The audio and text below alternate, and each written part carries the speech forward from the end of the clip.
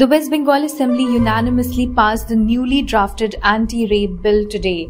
However, BJP leader and leader of opposition Suvendu Adhikari proposed amendments to the bill which were not accepted by the House. The two-day special session of the Assembly has been called by the TMC government in the wake of the rape and murder of a trainee doctor at Kolkata's R.G. Kar Medical College and Hospital last month. The anti-rape bill aims at quick investigation, fast justice delivery and enhanced punishment, the Chief Minister said in the Bengal Assembly. Chief Minister Mamta also added that Rs 100 crore has been sanctioned to build restrooms, proper illumination and CCTVs in hospitals. Talking about the new anti-rape bill, West Bengal Chief Minister Mamta also said she wanted the central government to bring in a strong law, which was not done. Following this, Banerjee also called for Prime Minister Narendra Modi's resignation, alleging efforts to defame Bengal. আমি দুটো চিঠি ইতিমধ্যেই প্রধানমন্ত্রীকে লিখেছি।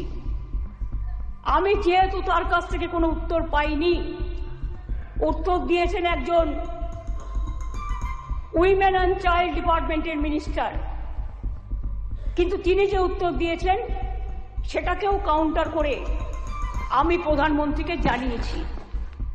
যদি দিল্লি নিজে এই চিঠি দুটো স্যার সবার জ্ঞাতার্থে বাক্য একটু দিয়ে দেবে টেবিলে, আমি প্রধানমন্ত্রীকে লেখা চিঠিগুলো এখানে পেশ করলাম।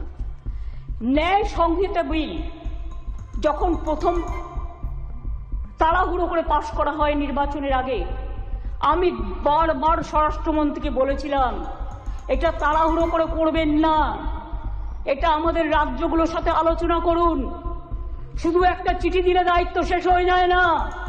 আমি অনেকবার অপোজ করেছি যে এটা কিন্তু রাজ্যকে কনসাল্ট করা হয়নি, মনে রাখবেন।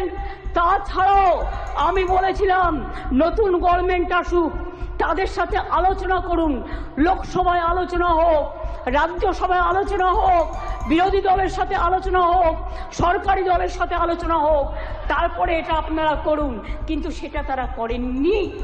তাই আজকে বাধ্য হয়ে আমরা সারা দেশের মেয়েরা যাতে সুফল পায়